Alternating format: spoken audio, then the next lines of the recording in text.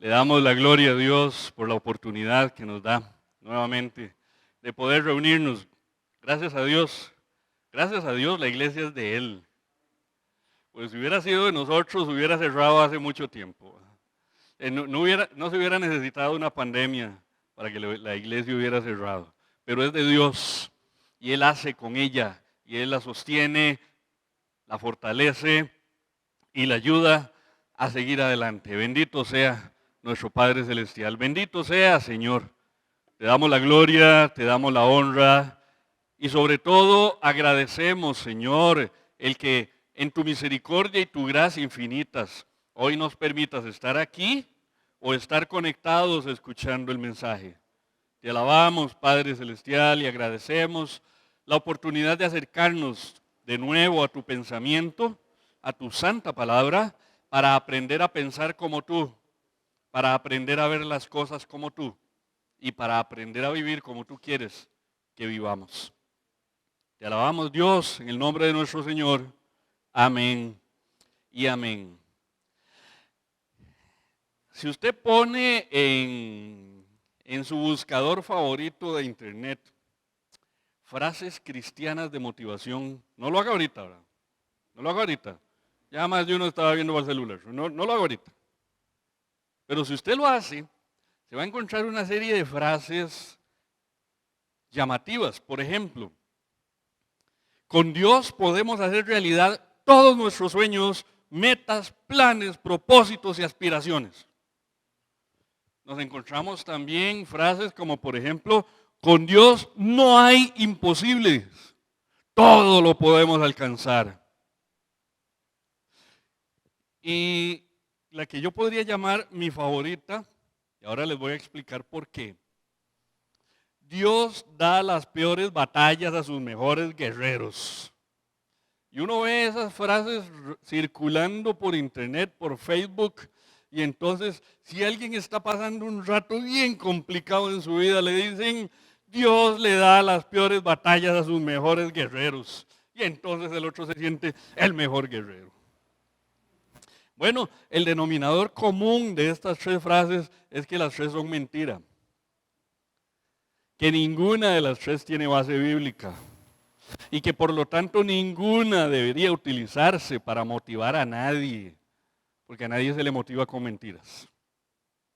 Hermanos, hemos dicho en muchas ocasiones, y lo vamos a seguir diciendo, que el hecho de que alguien se pare a predicar con la Biblia en la mano no significa que esté predicando bien.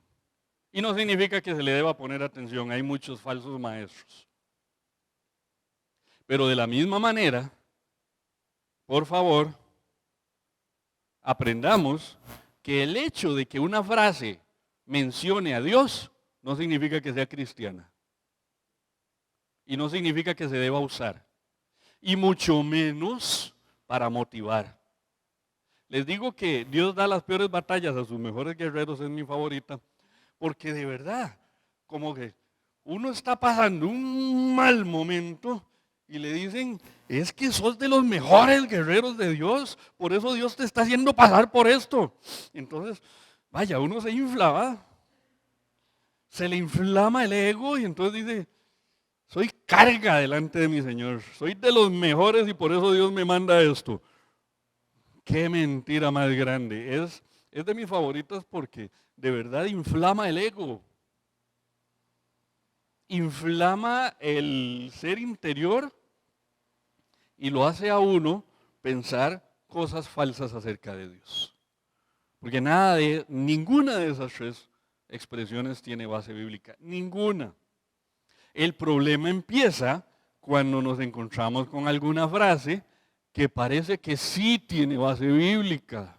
Y entonces ahí es donde hay que salir al rescate. Por ejemplo, Dios no te dará más de lo que puedes soportar. Esa sí empieza a tener más cara de bíblica. Porque alguien agarró 1 Corintios 10:13, que dice, no ha sobrevenido ninguna tentación que no sea humana, pero fiel es Dios, que no os dejará ser tentados más de lo que podéis resistir. sino que dará también juntamente con la tentación la salida para que podáis soportar. Entonces, Dios no te dará más de lo que puedes soportar. Ya empieza a tener más cara de bíblico, ¿verdad? Más cara de bíblico, pero es una mascarilla, es una máscara, no tiene nada de bíblico. Y precisamente en el marco de la serie de mensajes, de la bendición de los textos en su contexto, es importante que nos pongamos a pensar. Dios no te dará más de lo que puedes soportar, según 1 Corintios 10:13. ¿Por qué usar este versículo para motivar acerca de las pruebas de la vida? Porque eso es lo que hace la gente, ¿verdad? O sea, alguien le está pasando difícil y le manda el versiculito por WhatsApp o la frase por WhatsApp: no te preocupes, Dios no te dará más de lo que puedes soportar. Entonces uno empieza a decir: ok, entonces lo que estoy viviendo lo puedo aguantar. Lo puedo aguantar. Y en el momento en que no lo pueda aguantar, Dios me lo va a quitar. Y siguen las mentiras, ¿verdad? Siguen las mentiras. ¿Por qué usar 1 Corintios 10:13 para motivar acerca de las pruebas difíciles de la vida? Bueno, yo tengo dos explicaciones probables, dos hipótesis. Primero, alguien amplió erróneamente la interpretación de 1 Corintios 10:13 e incluyó las pruebas ahí. Alguien agarró el versículito solo, lo amplió mucho y entonces a la par de la tentación metió las pruebas de la vida diaria. Y claro, la idea es muy atractiva. Y entonces se hizo popular. Y es una hipótesis porque no la puedo comprobar, no puedo irme atrás en el tiempo a ver quién fue el primero que se le ocurrió decir eso. Pero tengo otra hipótesis que yo creo que sí la puedo comprobar. Y es que hay versiones de la Biblia en español que en vez de decir tentación dicen pruebas. Por ejemplo, Dios habla hoy y Reina Valera el 95 dicen pruebas. Entonces el versículo dice: no os ha sobrevenido ninguna prueba que no sea humana. Entonces alguien leyó pruebas y en lo que pensó fue en las pruebas de la vida cotidiana, los momentos de sufrimiento, los momentos de tristeza, las decisiones difíciles, las circunstancias complicadas de la vida. Y de ahí agarró: Dios no te dará más de lo que puedes soportar, porque el versículo dice: sino que dará juntamente con la prueba la salida para que podáis soportar. Lo que pasa es que, bueno, yo cuando hago los estudios bíblicos utilizo 5 versiones de la Biblia. Uso la Reina Valera del 60 como la base para el estudio y uso las otras 4 como traducciones de referencia. Entre esas 4 están Dios habla hoy y Reina Valera del 95, que dicen prueba. Pero por ejemplo también uso la Nueva Versión Internacional y la traducción en lenguaje actual, y esas 2 siguen diciendo tentación. Siguen diciendo tentación. ¿Por qué una traducción habla de pruebas y por qué otras hablan de tentación? Porque la palabra griega que Santiago utiliza para hablar de tentación es una palabra griega que se lee peirasmos y que puede significar tentación o prueba. ¿Por qué una traducción escoge prueba y por qué otra traducción escoge tentación? Ya ahí es donde uno tiene que irse a investigar un poquito la introducción de la Biblia que uno tiene para leer cuáles eran los objetivos del equipo de traductores que generó esa versión, cuál es su punto de vista, cuáles son sus, digamos, premisas básicas a la hora de entrar en la traducción, porque posiblemente en alguna de esas ideas está el cambiar o el utilizar otras palabras en español distintas a las que estamos acostumbrados. Aquí es donde nos enfrentamos a una situación particular. Cuando estudiamos la Biblia, la leemos en español, debemos tener claras dos cosas. Las palabras tienen un significado corriente, común. La tentación significa tentación. La prueba significa prueba. Son significados normales. Pero cuando las palabras están en la Biblia, hay que buscar el significado teológico de la palabra, no el significado corriente de la palabra. Y a que no adivinan cómo encuentra uno el significado teológico de la palabra, usando el contexto. El contexto es el que nos dice qué sentido tiene esa palabra. Entonces, no importa que Dios habla hoy y Reina Valera del 95 traduzcan prueba, el contexto habla de tentación y por lo tanto esa prueba debe entenderse como una tentación, no como una prueba de la vida cotidiana. Escuchen este versículo. Hermanos míos, tened por sumo gozo cuando os halléis en diversas pruebas, sabiendo que la prueba de vuestra fe produce paciencia. Les voy a contar un detallazo interesante.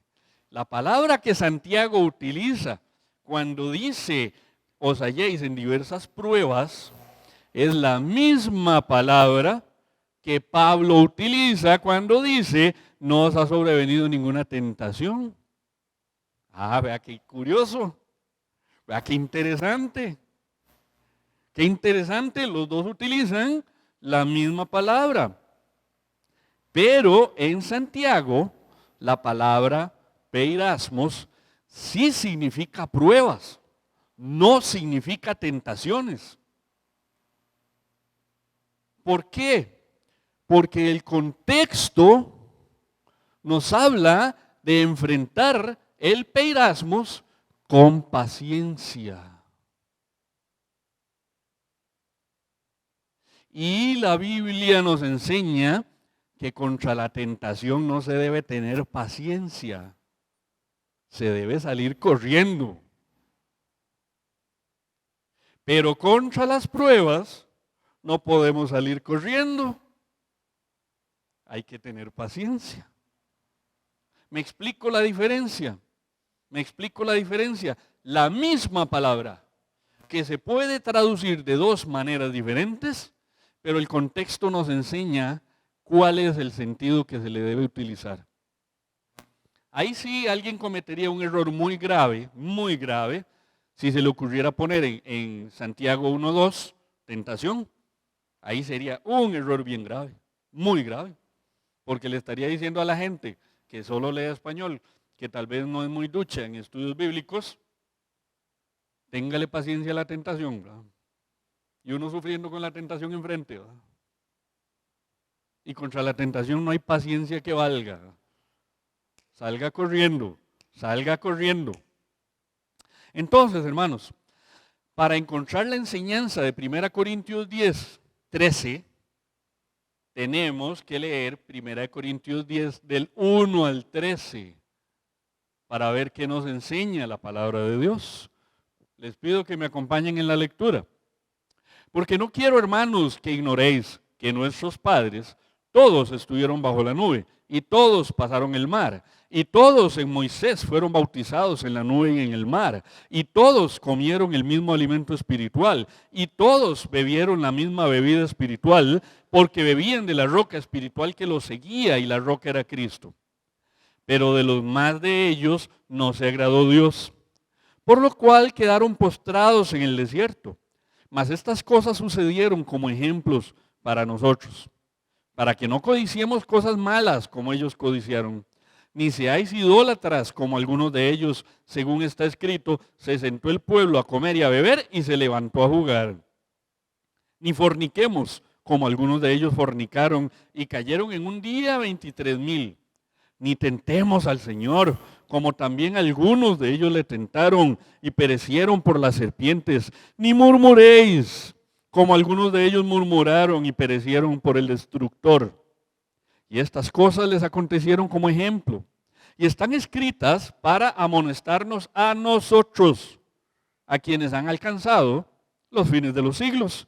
Así que el que piensa estar firme, mire que no caiga. No os ha sobrevenido ninguna tentación que no sea humana, pero fiel es Dios, que no os dejará ser tentados más de lo que podéis resistir, sino que dará también juntamente con la tentación la salida para que podáis soportar. Ya adquirimos otra visión cuando leemos todos los versículos desde el 1. ¿Qué nos enseña 1 Corintios 10? Ya poniendo en su correcto contexto el versículo 13. Nos enseña, hermanos, que en Dios tenemos salida para la tentación. No enseña nada sobre las pruebas cotidianas. Enseña sobre la tentación y enseña que en Dios tenemos salida para la tentación.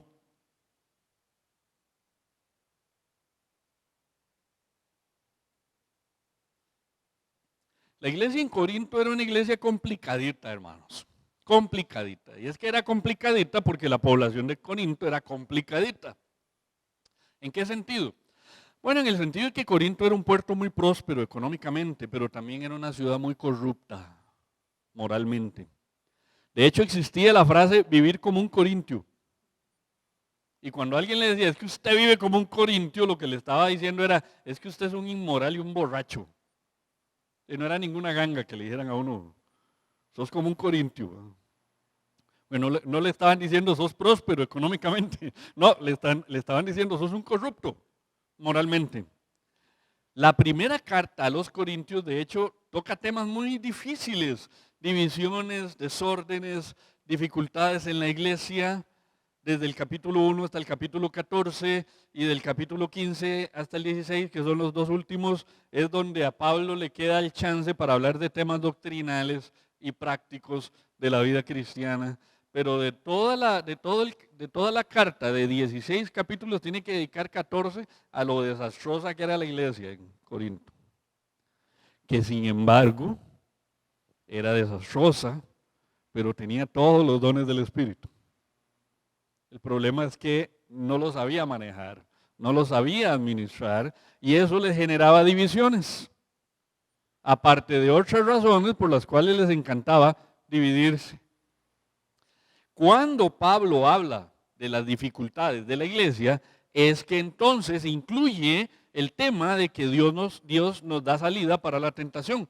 Porque los corintios vivían en tentaciones constantes. Imagínense lo que era ir a Corinto y decirle a los corintios que vivían como corintios, ¿eh? Vivían borrachos y vivían corruptos moralmente, decirles, hablarles acerca de Jesucristo, de la muerte, de la vida eterna, del perdón de los pecados, que ellos aceptaran, y después tenían que cambiar de forma de vida en un ambiente donde todo se prestaba para el pecado. Entonces los hermanitos corintios, pues esa transición les estaba costando. Entonces todavía vivían bastante desordenados. Ellos vivían tentados a regresar a la vieja vida. Pero entonces Pablo recurre a una herramienta pedagógica muy buena, la historia. Usa la historia y usa la historia del pueblo de Israel como ejemplo de lo que es enfrentarse a la tentación. Y les enseña, en Dios tenemos salida para la tentación y todo el pueblo de Dios, todos en el pueblo de Dios, tenemos las mismas oportunidades espirituales. Los versículos del 1 al 4, ustedes habrán notado que yo hice mucho énfasis en la palabra todos. Porque en ese versículo se usa la palabra todos 5 veces en 4 versículos. 5 veces en 4 versículos. Todos estuvieron bajo la nube, todos pasaron el mar, todos fueron bautizados, todos comieron el mismo alimento, todos bebieron la misma bebida. Estos versículos tienen implicaciones espirituales muy profundas, que serán tema de otra ocasión. Hoy no tenemos el tiempo, pero lo que sí nos queda claro es que todos tuvieron la misma oportunidad. En el Éxodo, todo el pueblo de Israel tuvo la misma oportunidad. Todos pasaron por lo mismo, todos se vieron alimentados por lo mismo y todos se enfrentaron a lo mismo. Pero hasta el pueblo de Dios puede caer en la tentación. En Dios tenemos salida para la tentación, pero hasta el pueblo de Dios puede caer en ella. Los versículos del 5 al 12 nos muestran la forma en que el pueblo de Israel, comillas, enfrenta la tentación y se va resbaladito. El versículo 5 dice, de los más de ellos no se agradó Dios, por lo cual quedaron postrados en el desierto. La mayoría del pueblo no resistió la tentación. No la resistió y ahí quedaron. Ahí quedaron. Entonces, hermanos, tenemos que aprender de esos ejemplos. Hermanos, de los malos ejemplos podemos aprender. Y hay que aprender de los malos ejemplos, pero no para hacerlos, ¿verdad? No para hacerlos. Es interesantísimo, pero el ser humano, por su naturaleza pecaminosa, cuando se enfrenta a un buen ejemplo y a un mal ejemplo, el mal ejemplo le parece más divertido, le parece más atractivo, le parece más interesante, y por supuesto se va por ahí. Pero nunca le preguntó al mal ejemplo, mira, ¿qué consecuencias has enfrentado por vivir como vivís? Nunca se le ocurrió preguntarle. Y al buen ejemplo lo vio aburrido, lo vio tranquilo, lo vio que no se divierte, pero nunca le preguntó de las cosas que disfruta gracias a que vive un buen ejemplo. Yo le decía a mis hijos, conforme iban creciendo, que dicho sea de paso, tal vez alguno que me sigue en Facebook debe haber visto un recuerdo no hace muchos días que compartí, donde estoy con los 4 y pongo, estoy acostumbrándome a la idea de que pronto seré el más pequeño de la casa. Bueno, ya ese momento llegó, hermanos. Soy uno de los pequeños de la casa, ya los tres varones para abrazarme tienen que agacharse. Yo les digo que no se agachen mucho porque no les duele la espalda, pero ya tienen que agacharse. Pero cuando ellos venían en ese proceso de alargarse, estaban estudiando todos, al principio de cada curso lectivo, yo les decía, si quiere tener felices vacaciones al final, esfuércese durante el curso, siga los buenos ejemplos, acérquese a los buenos compañeros, estudie con los que saben, con los que pueden. No se arrime el que se divierte, arrímese al que trabaja. Dios les bendiga. Y así van a tener felices vacaciones al final. Porque si no, las vacaciones van a ser estar estudiando para los exámenes de convocatoria. Y bueno, si me hicieron caso o no me hicieron caso, es tema para otra historia. Otro día que me desahogue, les contaré en qué paró todo eso. Pero precisamente el pueblo de Israel son un pésimo ejemplo de cómo confrontar la tentación y nos dan hoy la pauta para que nosotros no hagamos lo mismo. Del versículo 6b, el versículo 6a habla de que todas esas cosas sucedieron como ejemplo para nosotros y el versículo 10 también. El versículo 11. Todo eso aconteció para que nos quede hoy como ejemplo. Entonces, Pablo del versículo 6, la segunda parte hasta el versículo 10, menciona 5 pecados cometidos por el pueblo de Israel. Codicia, que la codicia, en términos usuales, la codicia es cuando deseamos acumular bienes materiales. Cuando la sana ambición se ha convertido en el que nos domina y entonces empezamos a acumular por acumular y empezamos a mezclar envidia con ambición malsana, terminamos codiciando porque lo queremos tener todo. Y entonces empezamos a codiciar, pero el problema con el pueblo de Israel es que codiciaba cosas malas. No es que codiciaba tener mucha plata, es que codiciaba las cosas malas que hacían otros pueblos. En segundo lugar menciona la idolatría.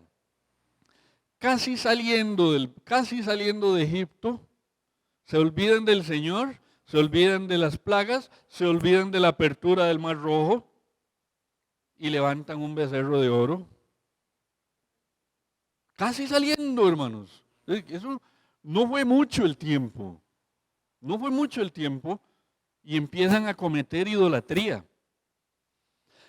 Menciona la fornicación. Hermanos, la inmoralidad sexual ha existido siempre. En el momento en que entra el pecado al mundo y Adán y Eva se dan cuenta que están desnudos y se avergüenzan de eso, entra la lujuria al mundo. Ellos dos no, porque eran marido y mujer, ¿verdad? Pero conforme la tierra empezó a poblarse, empezó a aparecer la lujuria y empezaron a aparecer las prácticas sexuales inmorales, que hoy resumimos en el término fornicación. No es un problema hoy de internet, y no es un problema hoy de las películas, ni de las canciones de reggaetón. No, eso ha existido siempre. Siempre. Lo que pasa es que hoy el pueblo de Dios está más expuesto a esas cosas. Mucho más expuesto. Hoy llevamos la fornicación en el celular. Es facilísimo acceder a la inmoralidad sexual el día de hoy. Pero eso es un problema que ha existido siempre. Pero también les menciona tentar a Dios. Tentar a Dios. ¿Cómo se tienta a Dios? ¿Cómo se tienta a Dios? Si Dios es perfecto, Dios no va a hacer algo mal, no va a ceder a la tentación. Bueno, es que tentar a Dios no es como tentar a un ser humano. Tentar a Dios es ponerlo a prueba a ver si cumple con algo. Ah, Dios, a eso dijiste. Vamos a ver. ¿Se acuerdan? Es como cuando Jesús en Mateo le dice al diablo, no tentarás al Señor tu Dios. Porque el diablo estaba motivando a Jesús a hacer cosas que Jesús podía hacer y que no necesariamente hubieran sido mal vistas, pero que en ese momento no era el momento para hacerlo y no estaba la motivación para que Jesús hiciera ciertas cosas, ¿verdad? Estoy hablando, por ejemplo, de la necesidad que él tenía por el hambre, pero no me estoy refiriendo al adorar a Satanás para ser el dueño de todo. Ya Jesús era el dueño de todo. Lo que pasa es que Satanás se la creyó, ¿verdad? Pero entonces Jesús le dice, no me vas a tentar. No tentarás al Señor tu Dios. Y finalmente la murmuración. Que murmurar es criticar o quejarse en voz baja. Cuando usted se reúne con el compañerito de trabajo para hablar del jefe, ¿verdad? O cuando usted se reúne con el familiar para hablar de la cuñada, o del cuñado, o de los sobrinos, empieza a quejarse, y se reúne con el hermanito de la iglesia para decir que en la iglesia esto, lo otro. Esas murmuraciones son pecado. Si hay desacuerdos hay que enfrentarlos, no hay que andar murmurando, hay que enfrentarlos. 5 pecados, hermanos. ¿Dónde está la novedad de estos 5 pecados? ¿Dónde está la novedad de estos 5 pecados? Todos nos hemos visto tentados a algo de lo que está ahí y a otro montón de cosas que no están en esa lista. ¿Dónde está la novedad de estos pecados? No hay ninguna novedad. No hay ninguna novedad. Hay un montón de pecados nuevos hoy, porque la tecnología nos permite acceder, pero en el fondo son los mismos pecados de siempre. Son las mismas tentaciones de siempre. Pero en Dios tenemos salida para la tentación. Pero tenemos que recurrir a Dios y ahí es donde entra el versículo 13. Ya empieza a adquirir su verdadero sentido el versículo 13. En Dios tenemos salida para la tentación. Todos tenemos las mismas oportunidades de salida de la tentación, pero si no nos cuidamos, hasta el pueblo de Dios puede caer en esas tentaciones. Por eso hay que recurrir a Dios. Versículo 13. No os ha sobrevenido ninguna tentación que no sea humana, pero fiel es Dios que no os dejará ser tentados más de lo que podéis resistir, sino que dará también juntamente con la tentación la salida para que podáis soportar. Queda claro, espero, queda claro que aunque una traducción ahí ponga la palabra prueba en vez de tentación, el contexto habla de cometer pecados. Habla de la tentación a pecar. No está hablando de sufrimiento, de problemas, de persecución, de enfermedades. Pablo no está motivando a los corintios a que tengan paciencia. Si ustedes quieren leer una carta dirigida al pueblo de Dios sufriente, lean 1 Pedro. 1 Pedro está dirigida a los que están sufriendo por la persecución. A estas alturas ya ustedes se habrán dado cuenta que el Apocalipsis está dirigido a una iglesia perseguida, a una iglesia sufriente, para consolar a la iglesia y ayudarle a entender que al final la victoria es de nuestro Señor Jesucristo. Y que al final de la historia será Jesucristo el victorioso, no quien persiga a la iglesia. Pero 1 Corintios no está dirigida a hermanos que sufren, está dirigida a hermanos que pecan, a hermanos que están siendo tentados. Y hermanos, es que Pablo empieza por algo importante. Les dice, pero ustedes ¿qué piensan? ¿Ustedes qué creen? ¿Que ustedes son los únicos tentados en todo el mundo? No, por eso les cuento la historia de Israel. Desde hace cientos de años el pueblo de Israel había sido tentado y cayeron un montón y ahí se quedaron en el desierto. No somos los únicos en tener tentaciones, hermanos. No os ha sobrevenido ninguna tentación que no sea humana. Todos tenemos tentaciones y no tenemos que sentirnos culpables por eso. No hay que sentirse culpable por eso. Estamos en nuestra naturaleza humana. Tenemos una naturaleza pecaminosa. Tenemos que luchar contra el mundo, tenemos que luchar contra nuestros propios deseos y el enemigo de vez en cuando aprovecha nuestra naturaleza pecaminosa para pintarnos muy bonito el cuadro del pecado que está por allá. Y empieza la tentación. Empieza la tentación. Si no es una cosa, es otra. Pero vamos a ser tentados por algo. Porque todos lo somos. No crea que usted es la primera persona en ser tentada con eso con que es tentada. Hay mucha gente que ya lo ha sido. Pero tenemos salida y esa salida, esa promesa de salida se basa en la fidelidad de Dios, dice el versículo. Pero fiel es Dios, que nos dejará ser tentados más de lo que podéis resistir. Ahí sí podemos decir. Ahí sí podemos decir, la tentación que estamos viviendo la podemos resistir.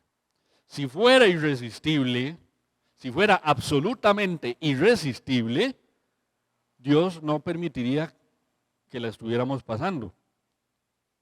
Pero como Él sabe que nosotros tenemos nuestros problemas para resistir la tentación, fiel es Dios. Nuestra fuerza para soportar la tentación viene directo de la fidelidad a Dios. Tengamos mucho cuidado, no creamos que, vaya, ahí tengo mejor no hago para allá porque puede ser mal interpretado, mejor hago para allá. Tenemos la tentación allá, ¿qué si hago? Tenemos la tentación ahí, suena muy feo, ¿verdad? Estoy señalándolos a ustedes, ¿no?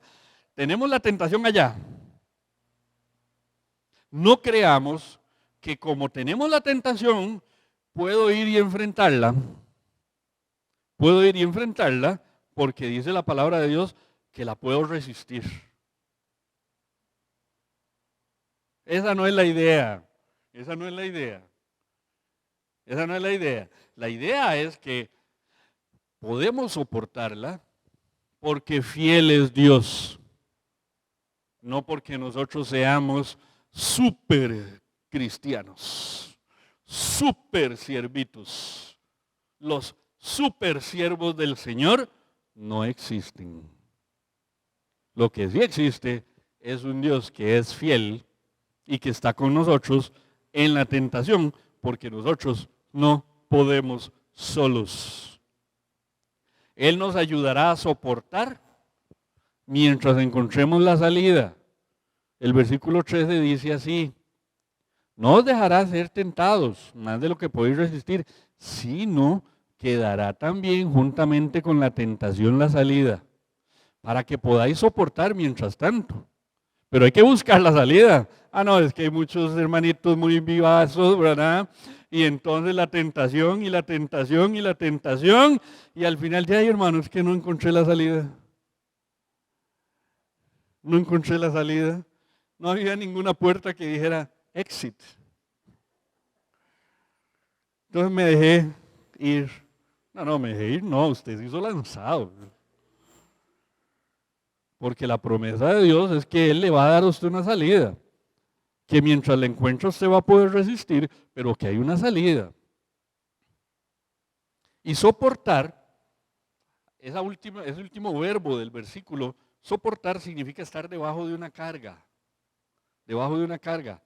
El cristiano que es fiel y el cristiano que ama a Dios y que quiere agradarle, cuando se ve tentado se siente cargado. Siente el peso sobre sus hombros. El que se siente muy tranquilo, muy satisfecho y qué gran oportunidad. Solo el Señor sabe el nivel de su cristianismo. Pero el cristiano real, en cuyo corazón vive el Espíritu Santo de nuestro Dios, no se siente cómodo ante algo que lo está tentando. No se siente cómodo. Y resistirá eso mientras encuentra la salida. En Dios tenemos salida para la tentación y todo el pueblo de Dios tiene las mismas oportunidades espirituales. Ustedes no crean que los líderes de las iglesias o que a los líderes de las iglesias se nos hace más fácil soportar la tentación que a ustedes. A todos nos llega la tentación igual y todos tenemos las mismas oportunidades de vencerla. Pero hasta el pueblo de Dios puede caer en la tentación y la historia del pueblo de Israel nos lo demuestra. Por eso tenemos que recurrir a Dios. Algunas prácticas, algunas aplicaciones prácticas, hermanos. Primero, no caigamos en la trampa de pensar que lo podemos soportar todo. No caigamos en esa trampa. La fraseología cristiana, entre comillas, cuando dice Dios no te dará más de lo que puedes soportar, hace pensar que es uno el que puede soportar. Uno puede soportar, solito. Y que Dios nos da las pruebas, pero que solo nosotros podemos soportarlas. Primero que todo, esa frase ya vimos que es mentira. Es mentira. Las frases, las pruebas de la vida cotidiana se enfrentan de otra manera. Pero la tentación hay que verla con otros lentes. Si queremos motivar a alguien a enfrentar las pruebas de la vida, por favor, hermanos, si usted quiere tener a la mano motivación para compartir con alguien que está pasando la difícil en la vida, duro en la vida, por enfermedad, por problemas económicos, por la familia, por lo que sea, hablemosle de paciencia. Usemos Santiago 1:2 y siguientes. Usemos Filipenses 4:8 para que veamos una hermosa lista de cosas en qué pensar mientras las pruebas nos atacan. Usemos los salmos. A estas alturas, desde el año pasado que estamos estudiando los salmos, hemos encontrado hermosos versículos de consuelo para el pueblo de Dios. Usemos los salmos. No usemos 1 Corintios 10:13, por favor. Pero si queremos motivar a alguien que está enfrentando una tentación, entonces sí, usemos 1 Corintios 10:13. Ahí sí lo podemos usar. Y la última aplicación práctica, hermanos, huyamos de la tentación. Huyamos de la tentación. No existe tal cosa como ir a enfrentar la tentación para luchar contra ella y vencerla. Eso no existe, hermanos. No existe. Los guerreros del pueblo de Dios, cuando ven la tentación, son tan valientes que salen huyendo, hermano. Porque hasta el valiente se da cuenta cuando las tiene todas perdidas. Entonces mejor salir huyendo. Hermanos, no existe tal cosa. 1 Corintios 10:13 habla de salida, no habla de lucha. No habla de lucha. No dice que fiel es Dios, sino que dará juntamente con la tentación las armas para que te enfrentes, para que la derrotes, para que proclames victoria en el nombre de Jesús. No dice eso. Dice, le va a dar la puerta de salida para que salga corriendo. Hay que salir huyendo. Hermanos, la estrategia contra la tentación es salir huyendo. Es salir huyendo. No hay que sacar pecho. Pablo le aconseja a Timoteo, huya de las pasiones juveniles. No le dice, ya usted es pastor. Vea qué nivel espiritual el suyo, siervito. Vea qué nivel espiritual el suyo. Enfréntelas, derrótelas y sea un ejemplo para los demás. No le dice eso. Le dice, salga corriendo. Huya. Y a veces, hermanos, por no decir que siempre, para huir de la tentación hay que renunciar. Hay que renunciar. Pidámosle fortaleza a nuestro Señor para renunciar a lo que tengamos que renunciar porque nos genera tentación. A veces tenemos que renunciar a personas. Personas que hemos conocido toda la vida y que hoy en el Espíritu Santo nos damos cuenta que han sido piedra de tropiezo. Que nos han dado malas ideas que a veces nos han parecido muy buenas. Pero que en el fondo eran tentaciones. Y nos hicieron caer derrotados ante la tentación. Lugares. Hermanos, si hay lugares que evitar, evítelos. No vuelva a esos lugares. Pásele de larguito. Cambie de ruta. Pero no vuelva a pasar por esos lugares. Aficiones. A veces las aficiones nos alejan de Dios. Y pueden ser aficiones malas, obviamente negativas, obviamente pecaminosas, pero a veces hasta buenas aficiones pueden terminar apartándonos de Dios. Si tenemos una tentación por el lado de nuestras aficiones, cambiemos de aficiones. Costumbres. Si tenemos costumbres, es que hay, hermano, usted sí que me la está poniendo difícil. No, perdón, yo no, la Biblia. Me está diciendo que deje una costumbre, hermanos. Ya tengo 25 años de hacer lo mismo. Bueno, y esa costumbre lo aleja del Señor. Y ahí sí, la verdad es que, ahí sí, ok, entonces es una tentación. Usted está pecando al seguir adelante con esa costumbre. Hermanos, no estoy diciendo que sea fácil. Si fuera fácil la tentación no sería tentación. Es tentación porque nos atrae. La tentación es como cuando la araña le dijo a la mosca, ven, te invito a cenar. Y la mosquita se fue ahí a cenar con la araña. Nadie le advirtió que ella era la cena, ¿verdad? Así es la tentación. La tentación nos dice, ven, diviértete conmigo, pásala bien, disfruta conmigo. Pero la palabra de Dios nos advierte que somos nosotros los que vamos a terminar mal después de ceder a la tentación. Hermanos, 1 Corintios 10:13 no habla de pruebas de la vida cotidiana. Habla de la tentación a la que todo el pueblo de Dios se ve sometido. Para la gente que no es pueblo de Dios, ya no es tentación. Viven en eso, viven en eso. No tienen problema con la tentación. Eso es como la gente que dice, yo no tengo ningún problema con el inglés. Simplemente no sé nada. La gente que no tiene una relación con Dios, no tiene problemas con la tentación, nada más se deja ir. Lo vio como una oportunidad y se dejó ir. Pero nosotros somos pueblo de Dios.